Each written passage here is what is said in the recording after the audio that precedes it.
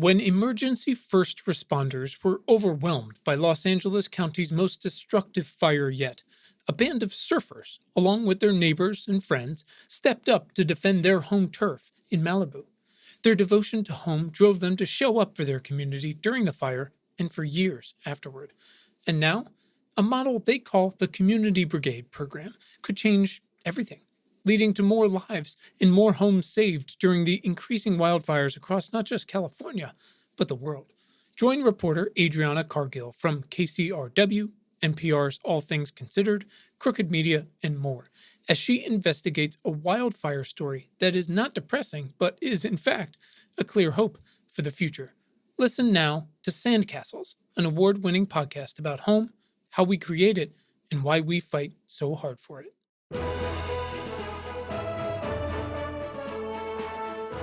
Real talk. How many nights have you spent up recently, worried that AI is just gonna take your job?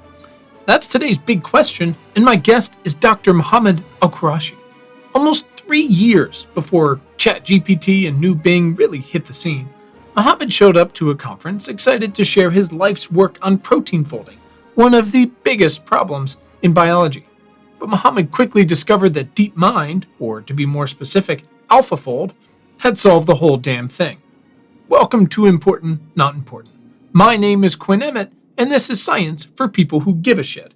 In our weekly conversations, I take a deep dive with an incredible human like Mohammed, who is working on the front lines of the future to build a radically better today and tomorrow for everyone.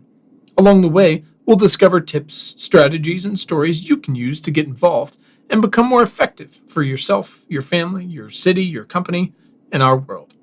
Mohammed is an assistant professor in the Department of Systems Biology and a member of Columbia's program for mathematical genomics, where his work at the intersection of machine learning, biophysics, and systems biology. Listen, obviously all this is more important and more relevant than ever before. Literally, it changes every week. So I'm excited to share this conversation from 2019 or a million years ago. The world and AI and everything is moving so quickly, but it's messy. And in many places, it's moving faster than our societal and ethical guardrails can keep up. As always, you can reach me for questions at importantnotimportant.com. Our guest today is Dr. Mohammed AlQuraishi. And together we're going to ask, hold on a fucking second, did AI just make me and my life's work obsolete? Mohammed, welcome. Thank you for having me. For sure. We're pumped. Thanks for being here. Let's get it going by just telling everybody who you are, Mohammed, and what you do. Sure. So I'm a systems biology fellow at Harvard Medical School, and I work on computational biology, specifically on something called the protein folding problem. Now, before we really dig into this, my reference to protein folding, my first understanding of it was when, I feel like it was in the 90s, and it was is that when they first launched that thing where you could use your desktop while it was sleeping to process? Yeah. Absolutely. Was that fake? Or was that? No, it wasn't fake. I think it was late 90s probably. But no, what was the real deal? Fascinating. Yeah. They used PlayStation 3s at the time. I think that was the hot thing. Oh yeah, man. Whoa. Yeah. Oh yeah. To be clear, there was no downtime for my PlayStation 3. My desktop, where I was supposed to be doing computer or homework, for sure. But PlayStation 3, no, sir. No. All right, Brian, let's do this.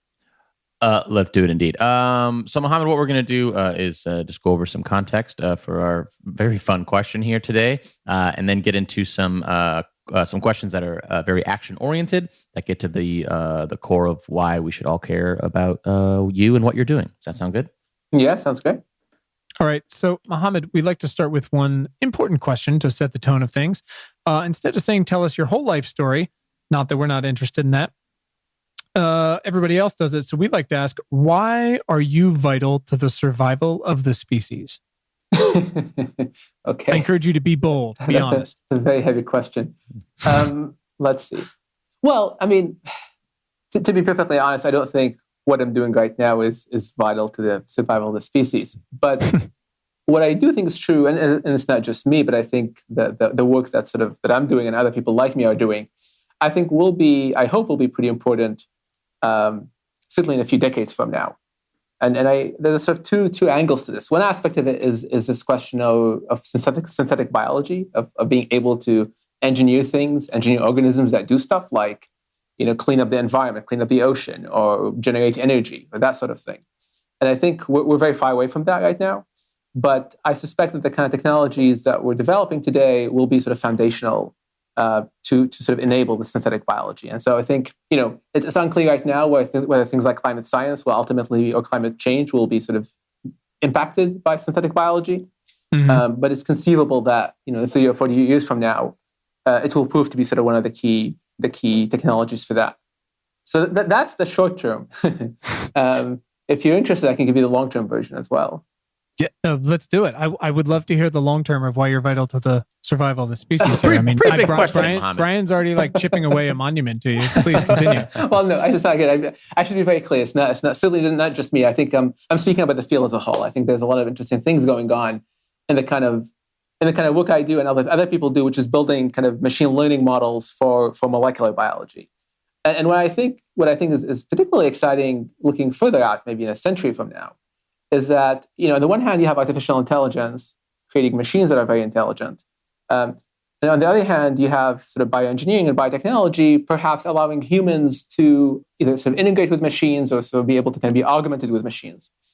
And what's exciting to me about this is that, for the entirety of our history, of our existence since 20,000 years ago, or what have you, we've basically been very much limited by our biology, right? We see, we hear, we smell, but that's been it. And what I think is very exciting about the future is that we may be able to sort of rewrite the way we experience the world. We may be able to sort of redefine what it means to be human in sort of an experiential sense. And that to me is again, it's a very futuristic thing, but I think it's something that sort of, it's not just about survival, it's about looking forward to the future and thinking about what kind of species we can become. And that's very exciting to me. It sounds, and we've talked about this before, a lot like how Brian spends his days. I'm constantly just sitting around thinking, how can we redefine what it means to be a human being? That's awesome. Well, I mean, in a world where we desperately need more forward thinking and more practical action towards forward thinking, I mean, we like to say, the whole fucking climate change thing is such a ticking time bomb. But if we can not necessarily solve it, because that's a hell of an ask at this point, but slow it down and maybe at some point start to reverse it. There is so much incredible stuff going on simultaneously right now that's laying the foundation for truly some paradigm shifting advances when it comes to technology, or like you said, biology or space, for example. I mean, the whole we can send a reusable rocket into space a week after we used it, which sounded insane 10 years ago, and now we do it every week, is going to be all for shit if everything's on fire. But God, man, if we can just get there, some of this stuff might just be pretty amazing. No, absolutely. And I mean, many of these technologies are sort of double-sided. Right? Take machine learning, take artificial intelligence. Right? On the one hand, there is a very viable fear that it may obsolete, human jobs and will sort of result in a chaos. On the other hand, I mean, I think if we can make it work, it could allow us to sort of solve all these various problems, right, including climate change and so on. So it's sure. The question is going to be, what wins, and can we do things in time to sort of ultimately sort of have a good outcome, and that's by no means a guaranteed thing, but I do think that there's a lot of exciting things that are happening, and I think the future can be bright if we sort of smart enough and cooperate to get there. I love it. I mean, I feel like we should just end it right there, but I'm excited to dig into the rest of this. All right. So sometimes this little contextual minute I do is pretty wonky. Sometimes it's more philosophical. I'm going to attempt to really kind of define, because I feel like so much of the issue these days is like artificial intelligence is incredible. And even people who are tangentially in on it totally misunderstand where we are or what that even means, much less people who aren't paying attention to it day to day. So this is all to say, Mohammed, please just jump in and as rudely as you can interrupt me and tell me how wrong I am as I kind of give everybody the backstory on what it means and where we are. Sure. Does that work for you? Of course. Please. Okay, so just to again, lowest common denominator here is the goal, so that everyone's on the same page for our conversation. Just revisiting some definitions and nomenclature around AI or artificial intelligence. First, AI means artificial intelligence. What does that mean? More or less layman's terms, like a capability for intelligence of some subject matter from something that isn't organic, right? Not a human or a mammal or a fish or something that's otherwise alive. How does that artificial system get intelligent, quote unquote? Well, for a long time, it kind of meant we give it a shitload of pre-programmed rules, right? Yeah. And a ton of data. And then the system in question that you've now built uses those rules to execute a program or calculate some now relatively rudimentary equation. Is that correct? Yeah. I mean, there's some nuance. So I think decades ago, people were very much interested in trying to build these expert systems. So this whole idea of like rules, right? Can you encode what we know about the world into these systems and then make them intelligent that way? It's almost like teach them how to be intelligent, or rather, sort of build them from scratch with intelligence. I think what's happened in the last 15 to 20 years, there's been this shift toward machine learning. So that the idea there is that you're not sort of hard coding the rules, but instead, as you alluded to, providing the system with data, and it can learn about the world from this data. So there's kind of like, right. And people have used the example of, I mean, I don't know why this didn't make more sense earlier. I mean, of course, we didn't have the computing power for it, but it's as if kind of how a child learns, right? Exactly. So deep learning essentially uses these specialized algorithms that use multiple layers, right? Or neural networks, as they call them, to, from what I understand, gradually extract more, for instance, if we're looking at pictures of faces, extract more higher level features from a face. So the first layer might do the edges of the picture, and the next the background or the outline of the face, and the next a nose, et cetera, et cetera. And then it does that on a million other images until it finds every picture with blue-green eyes. Is that a terrible version of how it works?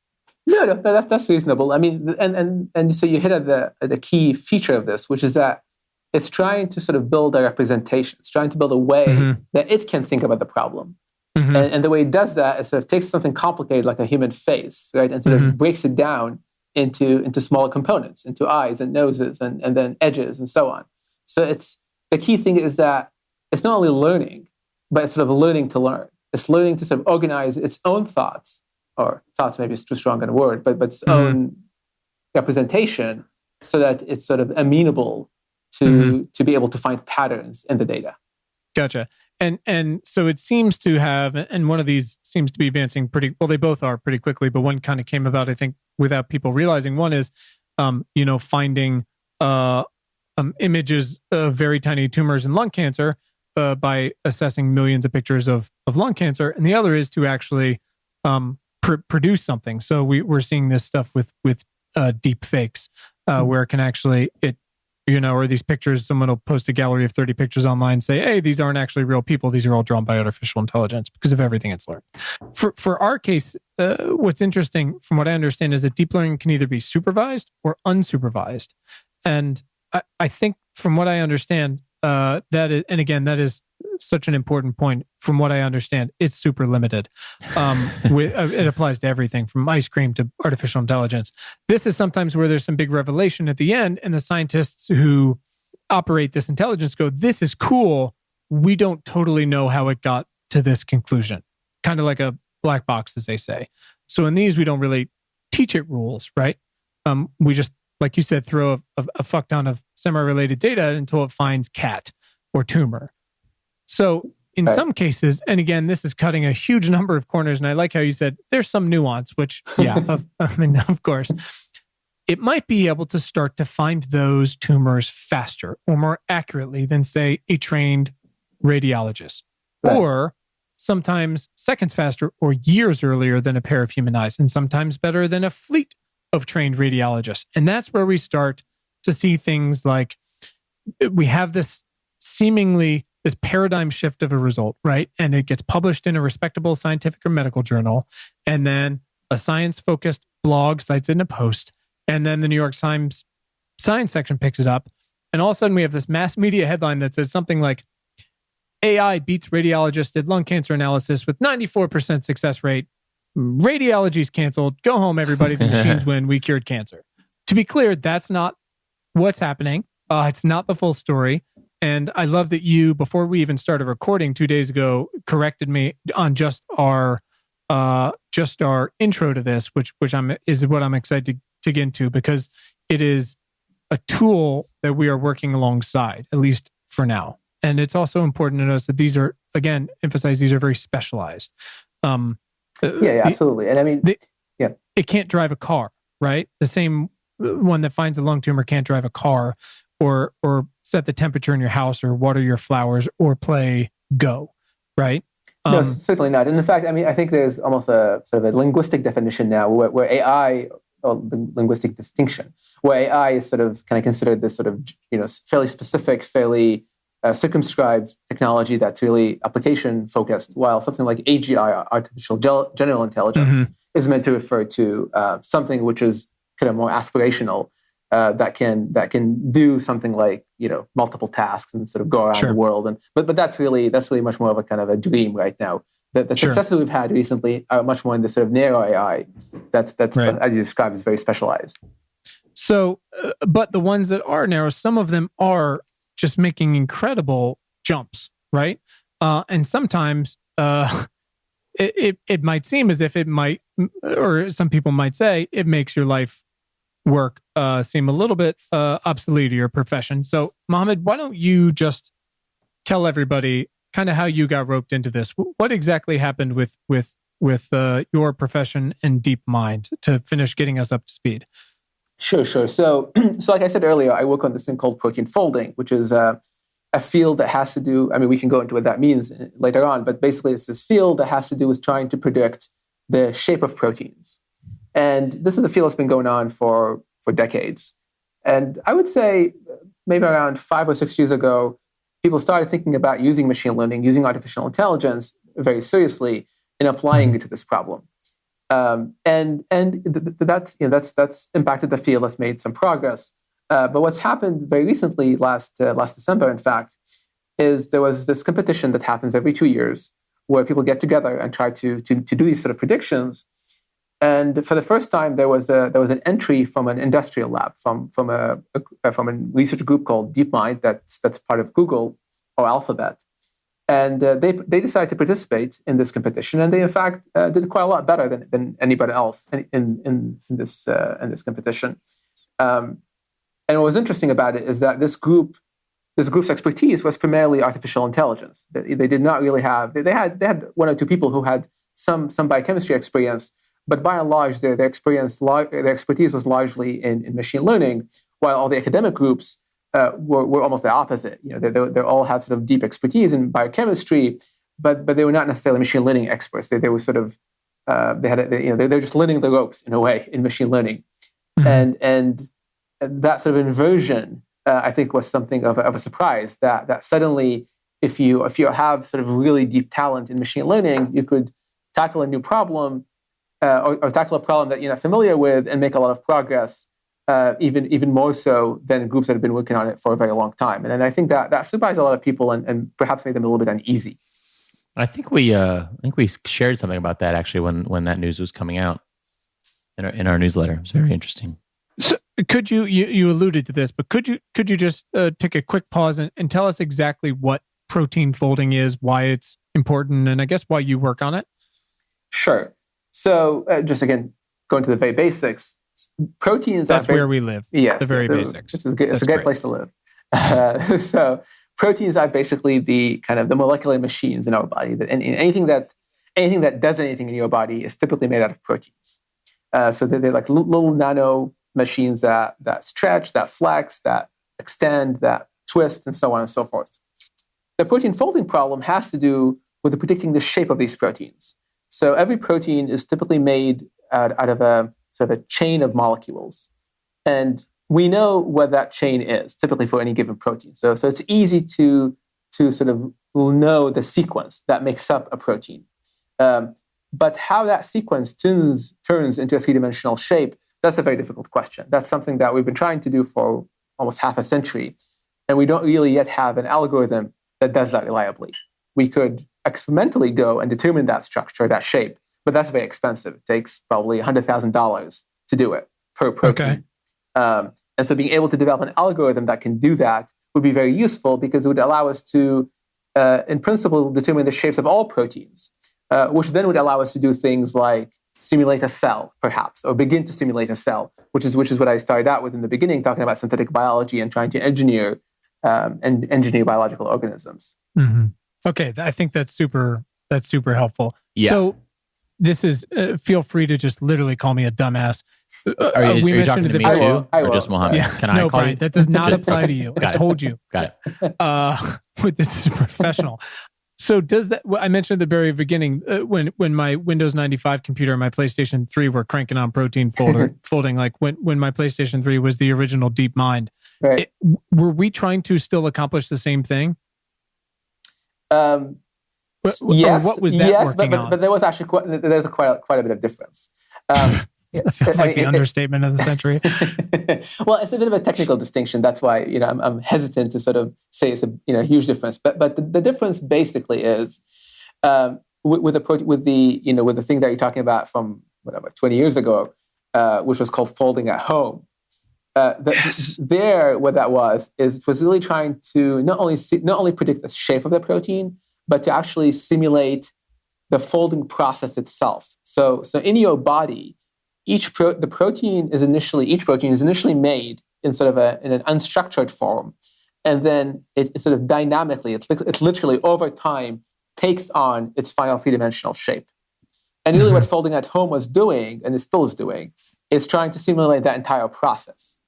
What I'm describing now is sort of a shortcut. It's saying, give me the sequence, and I'll give you the structure. And I'm not going to worry about how we go from A to Z. I'll just give you the final result. So it's a technical distinction, but it's an important one.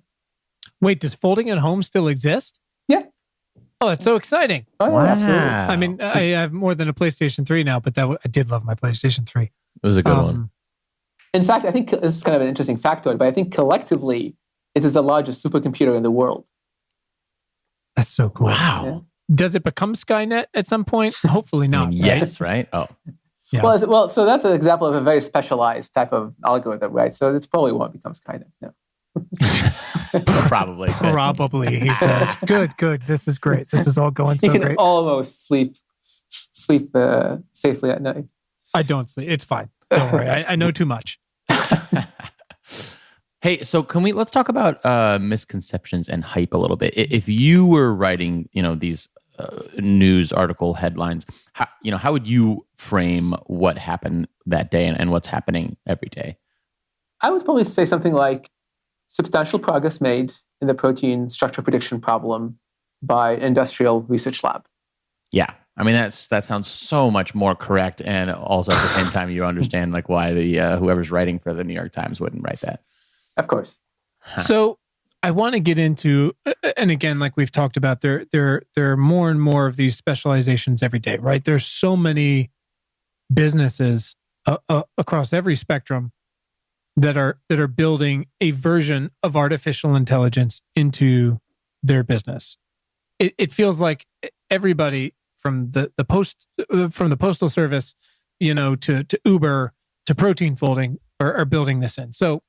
Yeah, I should say, I do think this is one of the fairly extraordinary and almost generational moments in science. I mean, there's only a handful of these things that I think can point to, say, in the 20th century, these kind of transformations. And I think this is one of them. So, I mean, on the one hand, I think there's a lot of hype. But on the other hand, I mean, you don't see these sorts of things more than once or twice in your lifetime. So, in the broader thing. Now, I'm not talking about just protein folding. I'm talking about what you're just referring to, the fact that machine learning is just revolutionizing so many different fields. It's really quite extraordinary.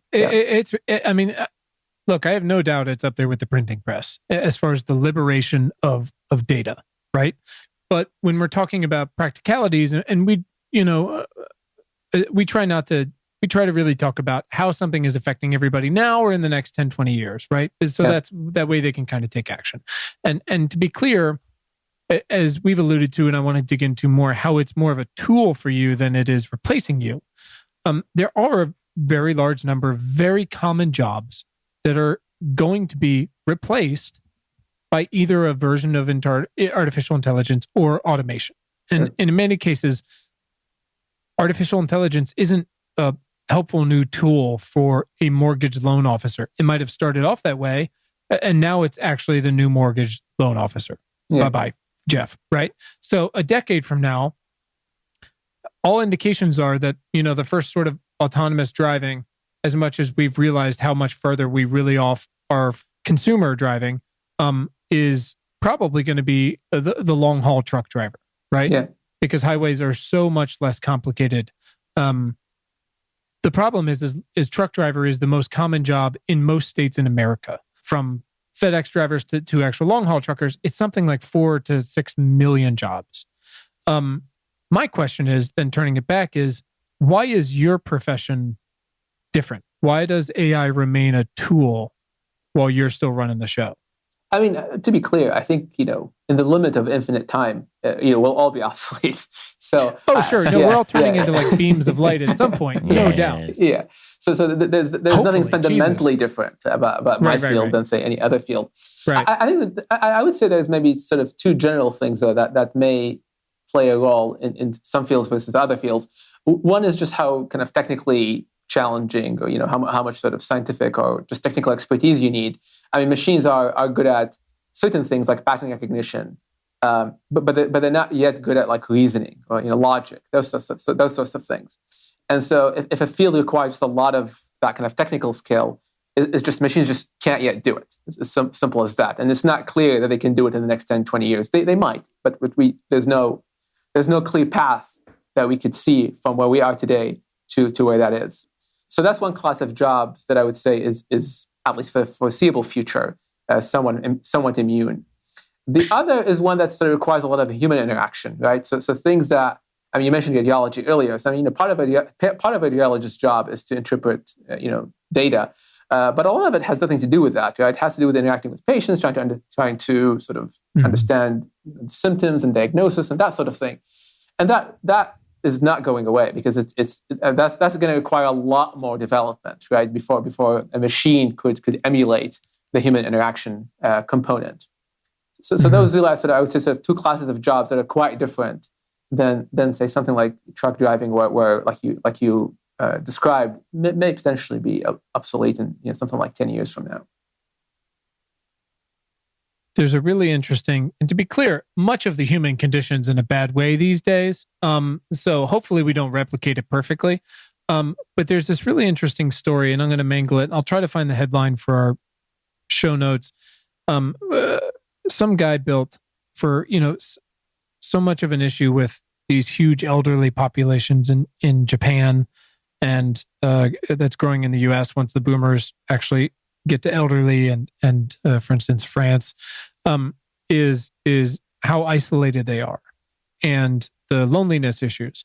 And ignoring that for 1 second, somebody was trying to deal with just the general day-to-day care that they often need if they're not in sort of a bigger facility that's built for that. If because a lot of these folks have a hard time or will refuse to leave a house they've been in for 30 years. I know it happened with my grandparents.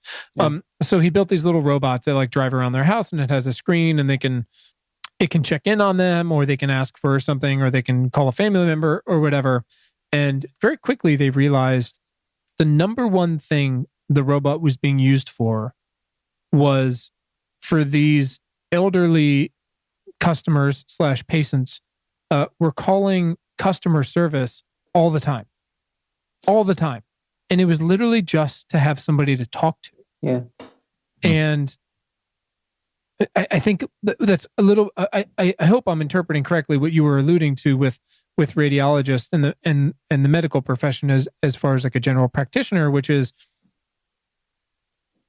the tools are going to be even more and more useful and more accurate and more helpful and save so many lives or find new treatments or ways of identifying things or tying different medicines together that, we might not have thought that would go together, like how, Viagra was an accident, penicillin was an accident, things like this. Yeah. But that human experience is not going away, and maybe it can free that profession to become, or liberate that profession to become a little more centered towards that, where you can go to a doctor and be like, he's a genius, his bedside manner sucks, yada, yada, but at least he saved my life.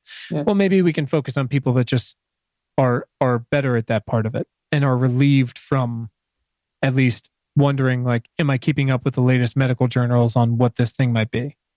Yeah, that's actually interesting. And to be honest, I think you're quite right. But this is something that I suspect will be true across a variety of fields, in fact. I mean, you mentioned earlier these sort of generative models, things that could generate, deep fakes, like pictures of people or what have you. But there've also been, there's these sort of interesting developments where they allow you to sort of take a very rough sketch of a sort of landscape and turn it into a high resolution image, right? And that, I think there's an episode in Star Trek some number of years ago that I think had this sort of idea, right? Where let's do this. Yeah, it's really interesting. Is that as a creative person, maybe you don't need to develop your skills to the point of getting every sort of fine line correct. You just need to have sort of the vision, the idea, the creative spark, and then the machine can sort of take that all the way to a finished product, to a sort of a beautiful image or orchestra, or what have you. So sure. I think this is going to be true across a wide range of fields where we're going to, in some ways, become more general. We're going to sort of be responsible for the high-level decision-making, but the machines will be responsible for kind of executing all the way down to kind of the fine-grained details. And I think medicine will be an instance of that. So just one other bit. In the medicine case, there's one other aspect, though, which is that I also think this almost sounds kind of silly, but there's the kind of mechanical aspect, just the fact that you have a human coming in and being able to touch, being able to measure, these sorts of things are actually fairly difficult, surprisingly, in some ways, for machines to do. Robotics is still very much in its infancy, and so the mechanical aspect of a human is something that may prove to be surprisingly doable. Oh, sure. I mean, look at the Mars rovers. They're incredible feats of engineering and ingenuity, but they drive about 10 feet a day and, can barely pick things up, can't bring anything back. We could walk that far in 5 minutes and accomplish what all these rovers have done in 25 years. Exactly.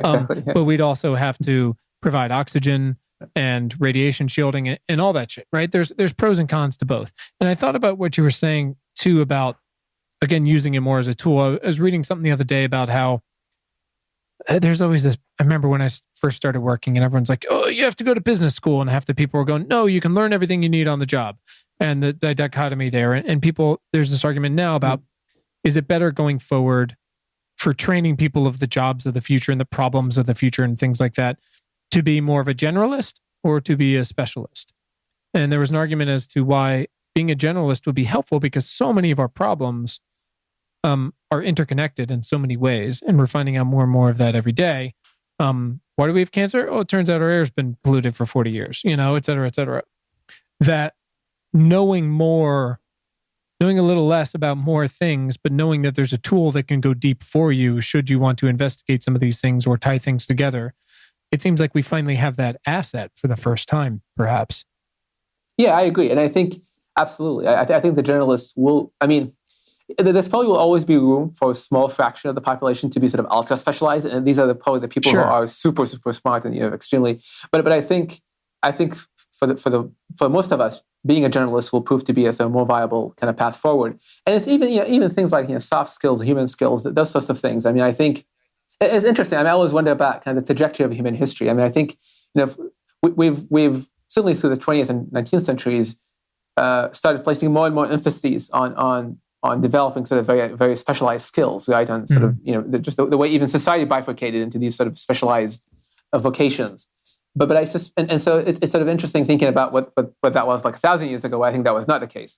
And I suspect we'll see a reversal where being sort of a well-rounded human being will prove to actually be kind of an asset because you're able to kind of navigate these complex terrains much more effectively and just rely on machines to kind of take care of the nitty-gritty. I mean, hopefully, right? And yeah, of course. I mean, we're always going to need specialists like you who can actually interpret the data the first time to make it something that the generalists can understand and operate under. But actually, I mean, if I were to take a guess, it's very hard to predict, but if I were to take a guess, I suspect that people like me will probably be obsolete before the generalists. I mean, again, it's hard to say, but I think over a 50-year timeline, say, I think I'm more likely to be obsolete than someone who's sort of more of a generalist. I hope you're never obsolete, to be clear. This is great news for me. I'm definitely a generalist. That's probably the most gentle way to describe what we do here.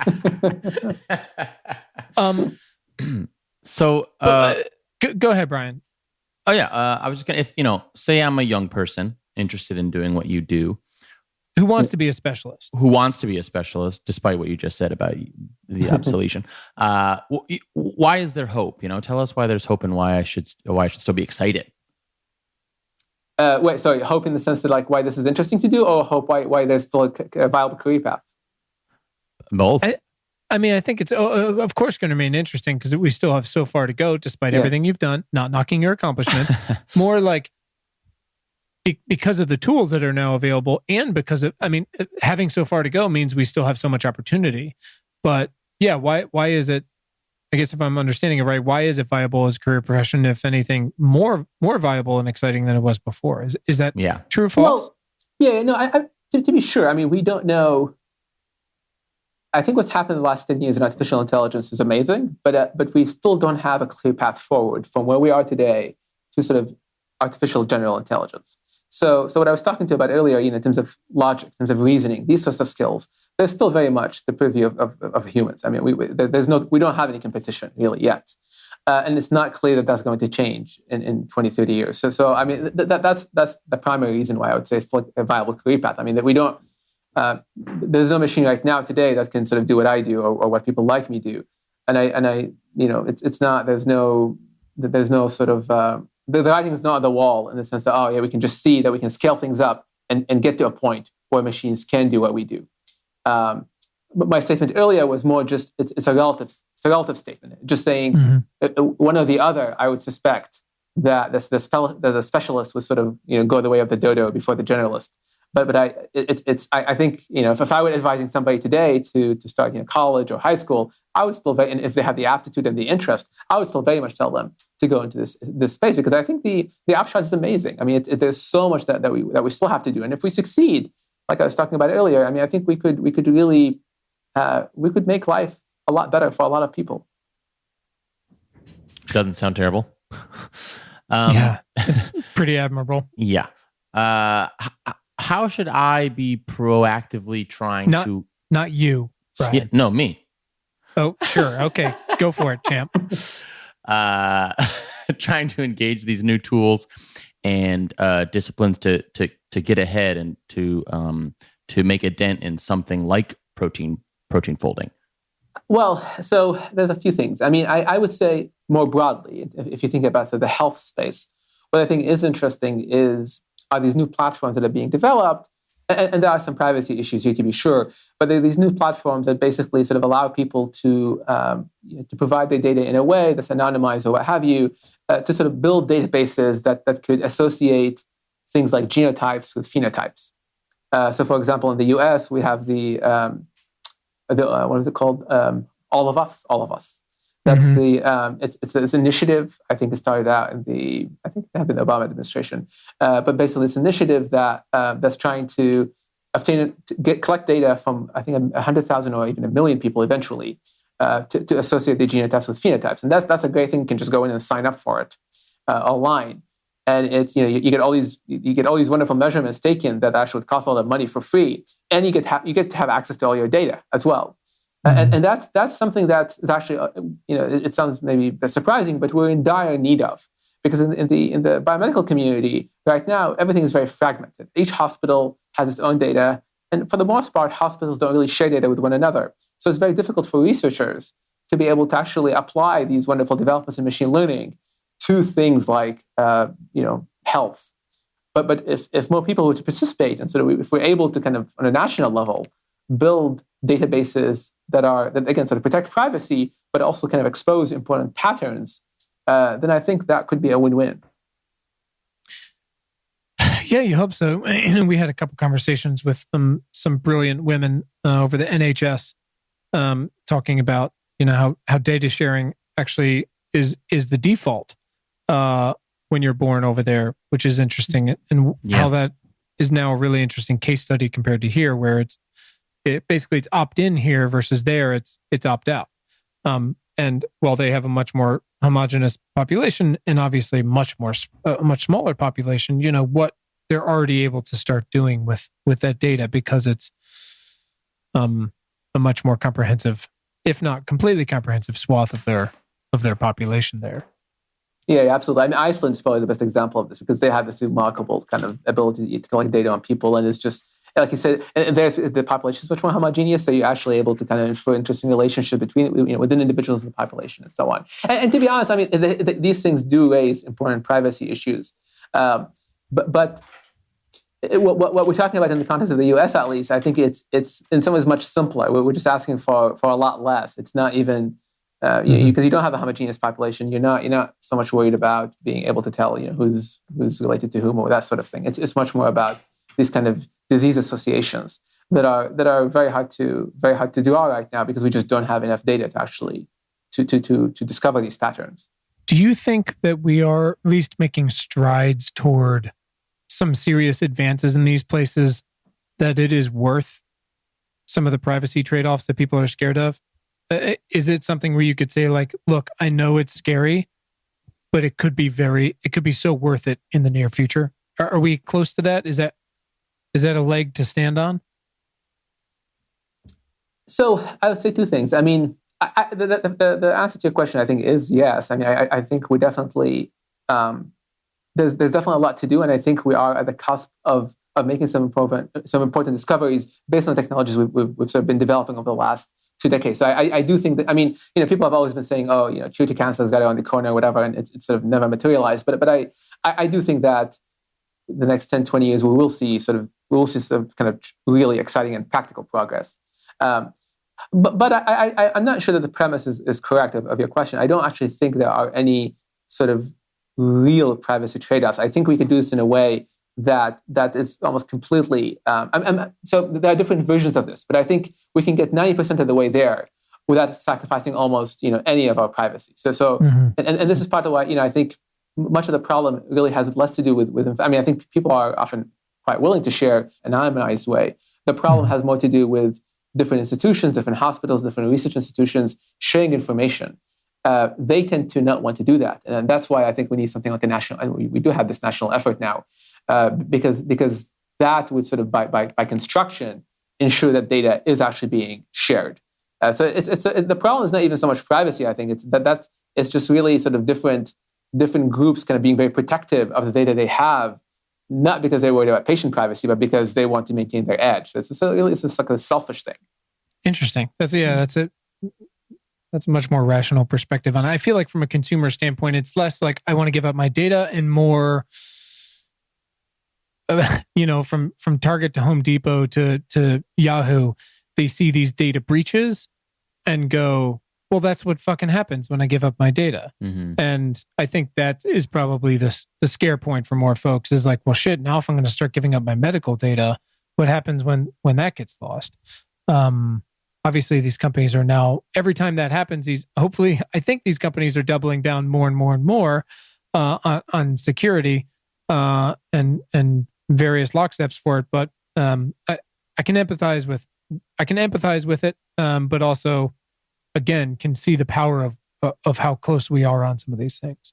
Yeah, absolutely. And the tricky thing with financial data, for example, is that it cannot be anonymized, right? So right. I think that's a big difference here. Is that the point is not to maintain something like your credit card score for like your health. That I think would be a bad thing. It's right. or at least it's unnecessary anyway. It's more is just to collect data in bulk and to be able to discover patterns, but without even being able to, even in principle, to work back, who has what disease or that sort of thing. That I think is unnecessary, and so that's why I'm saying I think we could do it in a way which really should not have any privacy sort of implications. At least 99% of the privacy questions or issues could be resolved. Feels like we need more people like you to explain that point to folks, because I think that makes a lot more sense. Which is like, we don't want your social security number. No, absolutely right. That's not actually going to help us, Yeah. But see, it's a bit complicated, right? Because if you're, for example, if you were to send your data to a consumer genetics company, that's a different calculation, right? Because they are in fact interested in maintaining that association. So this is, I mean, it sounds like I'm sort of beating a dead horse, but this is why I think the national please. effort is a bit different, right? Because if the intention from the get-go is not to monetize this, but instead to say we want to collect this data for research purposes, and so we're really going to do it in a way which maybe is not particularly sort of useful for commercial applications, and so we'll lose some edge. But from the kind of scientific side, we could do it in a way that safeguards the privacy concerns, while at the same time being almost as good as having the full anonymized data there. Sure. So in your profession so far, but besides DeepMind showing up and blowing up your spot, what are the biggest obstacles you do run into in your job on sort of a day-to-day and a long-term basis? We want people to understand it's not all roses over there with your protein folding. No, absolutely not. And that's actually part of what made the DeepMind entry sort of very interesting in a way, because I think it highlighted structural inefficiencies and structural problems in the way academic research is done.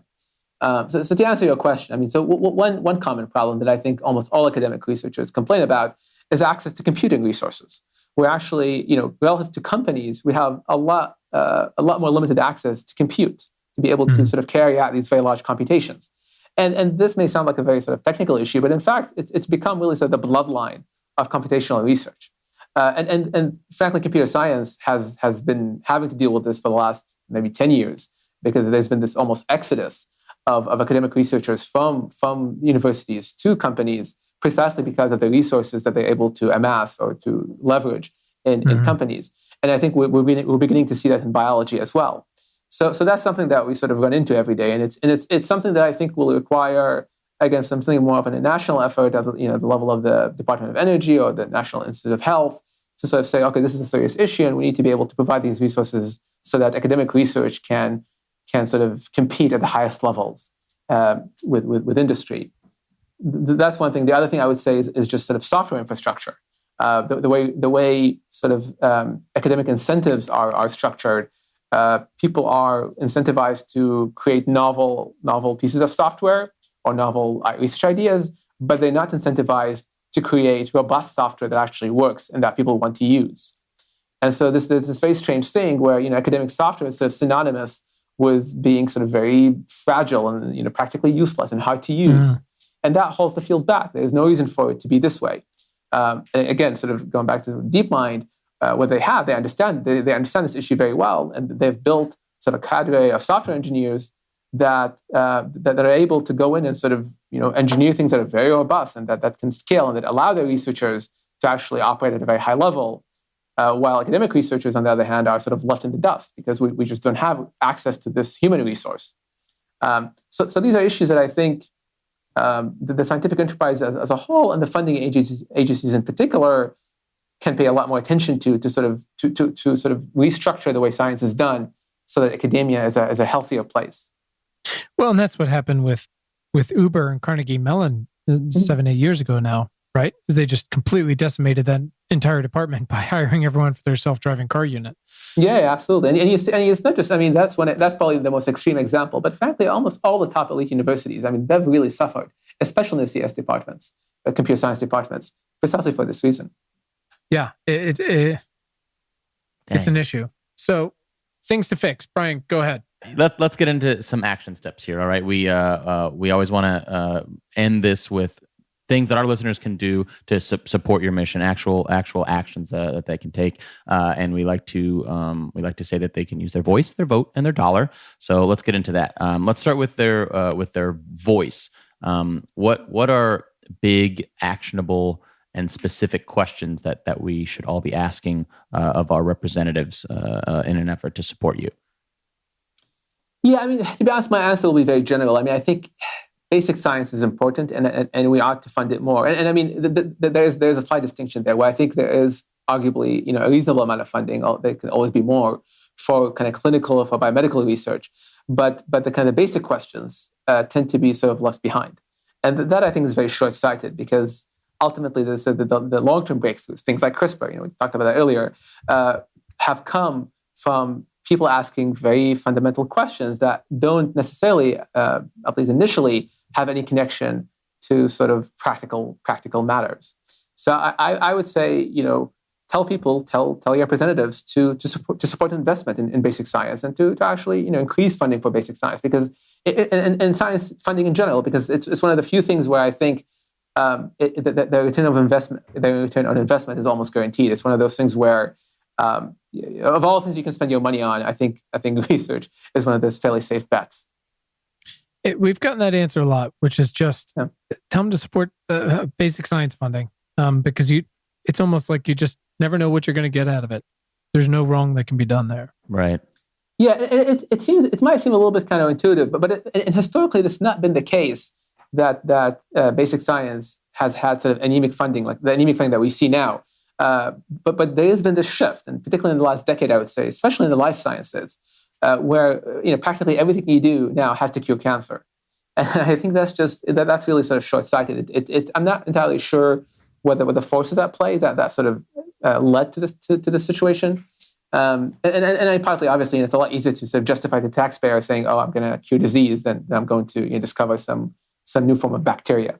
But the point is to kind of try to communicate this truth that progress does seem to come from asking basic questions. So the more we know about how the world works, the more we're able to make progress in very applied areas of research. Yeah, I think that makes a lot of sense. Yeah.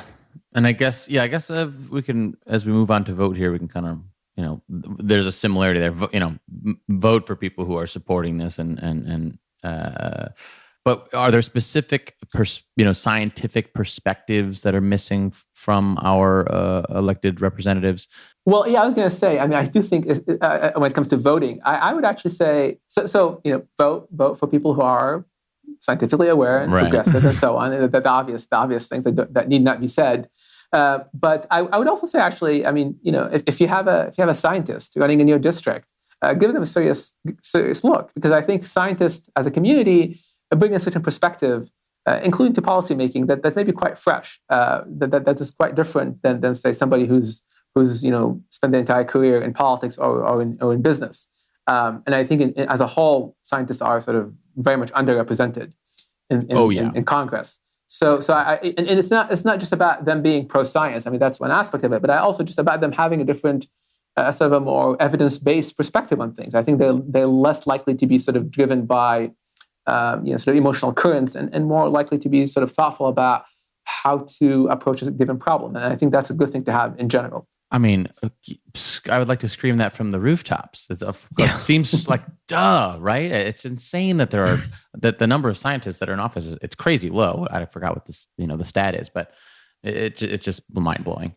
Well, and it's great that people are in their jobs doing science, but at the same time, like we had a conversation last fall with a gentleman, Sean Casten, who's now Representative Sean Casten. That's right, from Illinois, who ran for office, and part of his platform was like, look, I've built clean energy. Like that was my job. Yeah. My perspective is inherently extremely valuable in the conversations we're going to be having over the next 5-10 years, because I've actually done this and I can speak it and I can understand it. I don't have to have like Science 101 come to my office to tell me how a windmill works. Yeah. And it shouldn't be all those people, but the more of it, look at Representative Underwood, the young black nurse who made it in, and we're trying to fix healthcare, and that perspective is certainly super helpful.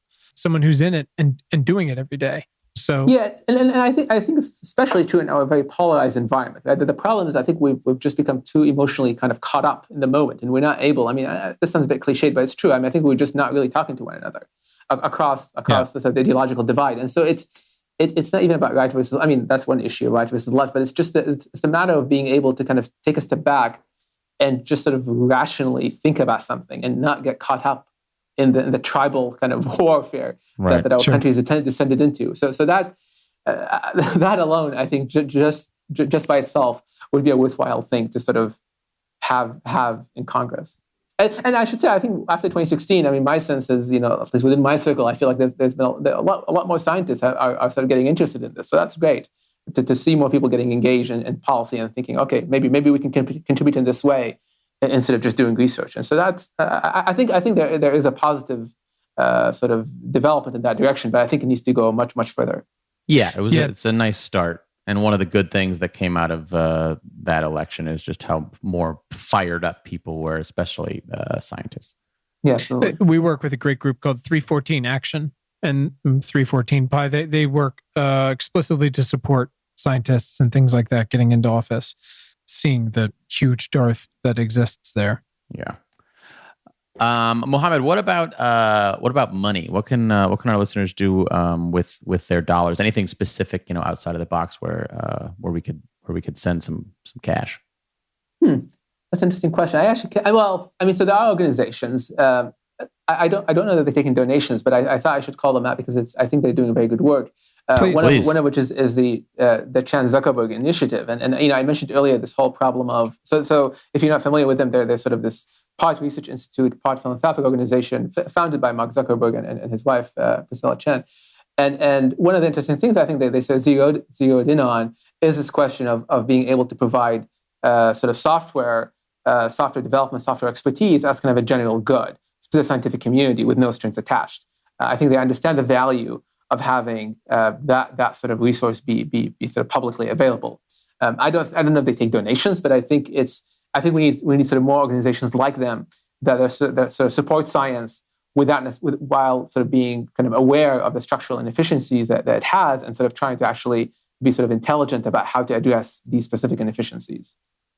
I think one of my friends runs PR for them, and they do some really interesting stuff over there. Yeah, cool, awesome.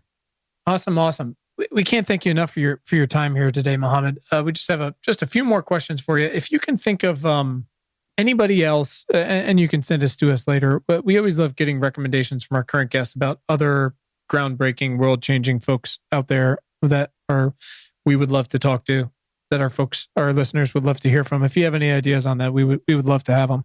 There's so many interesting people. Can I send you a list later? Yeah, absolutely. Please. Yeah, for sure. That'd be wonderful. Yeah. Absolutely. You can't put Brian on that list. We've already talked to Brian. I'm always on this thing. It doesn't count. Are you ready for a lightning round, Mohammed? Sure. It's not a lightning round, but we called it that because I haven't changed it in 72 episodes. Mohammed, okay. When was the first time in your life when you realized you had the power of change or the power to do something meaningful? I think 13 years old. You want to know the context? Yes, Hell please. Yeah. Hit us. This is going to sound strange, but I was trying to get my green card at the time. I was still, I was young. Obviously, my parents were trying to get a green card because we had just immigrated to this country. And where are you from? I'm sorry, Mohammed. Yeah, sure. I'm from Iraq originally. Okay. And at the time, the setup was you actually have to line up in the middle of the night, starting around 10 p.m. In front of the immigration office to wait to get in for your interview. So it's a very bizarre thing where you have to line up, from 10 p.m. and the interview is usually like at 10 a.m. So you're spending like 12 hours, in the middle of it's really stupid. But anyway, so I was there, and I think around 3 or 4 a.m. we decided to go to sort of this nearby McDonald's, and there were a bunch of people there, people from sort of low means, and it just sort of struck me that at that moment that there's so much that I could sort of do to sort of fix these problems that I see around me. I saw at the time all these homeless people at McDonald's, and I kind of contrasted it with my situation, and of course my situation was infinitely better. But it's sort of the fact that I was there in the middle of the night, seeing these people kind of opened up this kind of perspective that I hadn't seen before. It's almost this world that I didn't know existed, and that just kind of made me feel like I ought to dedicate my life to something that is worthwhile. That I should try to do something with my life. That's pretty awesome. Yeah, that's pretty wonderful. I think it's insane that's the process for the interview. I'm glad that you had that moment because clearly a lot of folks are going to benefit from it. I hope so. Yeah. Mohammed, along those lines, who is someone in your life that has positively impacted your work in the past 6 months? There's a fellow here at where I work. He's a professor. His name is Peter Sorger. And he's just really been, over the last 6 months, even longer, I would say he's just been a really wonderful mentor. He's been somebody who sort of, I think, kind of believed in the kind of science that I was doing, even though it was very risky, and sort of helped support me in this enterprise. And even though when he didn't need to, it was sort of very much a bet on, because the work I do is quite different than the work he does. So it was very much kind of a bet on the person as opposed to, anything else. And I think I would say, without that support, I wouldn't be where I am. So that's how I would say. That's pretty rad. Great answer. Mohammed, what do you do when you feel overwhelmed? Which everybody talks about self-care these days. When things get to be too much, you go on a run, play video games, eat a bunch of ice cream. What's your ball game? He doesn't need suggestions. So I think I ought to. Playing video games would be a good idea. I don't actually do it nearly as much as I ought to. I was a gamer, but I can't call myself that anymore. Probably today it would be more like reading or just listening to a book on Audible or just reading a book. Just thinking about something else. Strangely, I find that when I'm engaged with someone else's problem very seriously, that helps me relax because I love solving problems, but my own problems tend to stress me out. So when I'm somehow focused on someone else's, I get to do what I like without having to have that stress. So that's a little bit different than reading the books. There are two things, I guess: reading books and solving someone else's problem. I love that. My wife and I are both writers, and she always talks about how her favorite thing to do is to work on other people's shit because it means she doesn't have to do her shit. Right, exactly. Love it. Speaking of books, you mentioned books. If you could Amazon Prime one book to Donald Trump, what book would it be? Anything. We have had everything from cram books to the Constitution. I don't know if he'll benefit from it. I would say maybe a better Angels of Our Nature. Just because I think it's such a rational take on things, a rationalist take on things. But I don't know if he'll make a dent. Why do you feel that way? What do you mean? but it's I think it's a book that a lot of people should read because it's even if not all the facts are right, I think it's a good way it's a good way of thinking. It's a good way to sort of train your mind, and I think that's a good thing to have. That's by Steve Pinker, by the way. If it's not, Yeah, that's a good one. Hey, last question. Anything else you would like to say to any way you want to use this podcast to speak truth to power? Last things to our listeners. Yeah, look, I think the future can be very bright. I don't want to go out on a limb and say it will be bright. I don't know that that's true, but I do think we are living in sort of very transformative times, and I think the challenges are great, and sometimes it feels overwhelming. But I do think that if we sort of do this right, we stand to gain quite a lot. And like I started out in this discussion, I feel like we really can. We're at this precipice where we can almost redefine what it means to be humans and who we are and what our future is as a species, and that's incredibly exciting. It's an opportunity that I think few other humans have had, throughout our existence. So I'm optimistic at the opportunity, at least, and I hope that speaking of better angels, I hope that our better angels will come to the fore, and that we will see our way through this time. I love it. Hopefully, it's a message we can print on billboards everywhere. Yeah, Mohammed, where can our listeners follow you online? Probably Twitter is the best place to follow me online. I have a blog post as well, but that tends to be a bit more technical, and I don't update it all that frequently. But my Twitter on Mohammed AlQuraishi is probably the best place to follow me. Awesome. We will very good. Put that in the show notes. And then, one more question. Are you able to make a deep fake for me of Quinn telling me that he loves me and I'm the best? Nope, we're not doing that right now, Brian. Got it. Okay. Nope. That's not what he's here for. No problem. Great. Thought I'd ask. Mohammed, yep, just sneak it in. Yeah. Mohammed, thank you so much, obviously, for being here today with all your travel fun. I'm sure you're not even unpacked. And I'm very jet lagged. Yeah. Oh God, I can't. It's the worst. I'm half asleep right now. But. Perfect. I'm half asleep every day. Brian doesn't get up before 10. Thank you so much for your time, and obviously for all you're doing every day and the perspective you bring to it. I think and I hope we can all learn from it. Again, we've got some serious shit going on, but as you alluded to, man, if we can get past some of it, there's a pretty magical future out there, and hopefully it's a lot more equitable and just for more folks out there as well. I think so, and I hope so. And thank you very much for having me. I enjoyed this conversation as well. Okay. Awesome. Well, thank you so much, and hopefully we will talk to you again soon once you fix and solve the whole thing. No biggie. Sounds good. Thanks to our incredible guest today, and thanks to all of you for tuning in. We hope this episode has made your commute or awesome workout or dishwashing or fucking dog walking late at night that much more pleasant. As a reminder, please subscribe to our free email newsletter at importantnotimportant.com. It is all the news, most vital to our survival as a species. And you can follow us all over the internet. You can find us on Twitter at importantnotimp. Just so weird. Also on Facebook and Instagram at Important Not Important. Pinterest and Tumblr, the same thing. So check us out, follow us, share us, like us. You know the deal. And please subscribe to our show wherever you listen to things like this. And if you're really fucking awesome, rate us on Apple Podcasts. Keep the lights on. Thanks. please. And you can find the show notes from today right in your little podcast player and at our website, importantnotimportant.com. Thanks to the very awesome Tim Blaine for our jam and music, to all of you for listening, and finally, most importantly, to our moms for making us. Have a great day. Thanks, guys.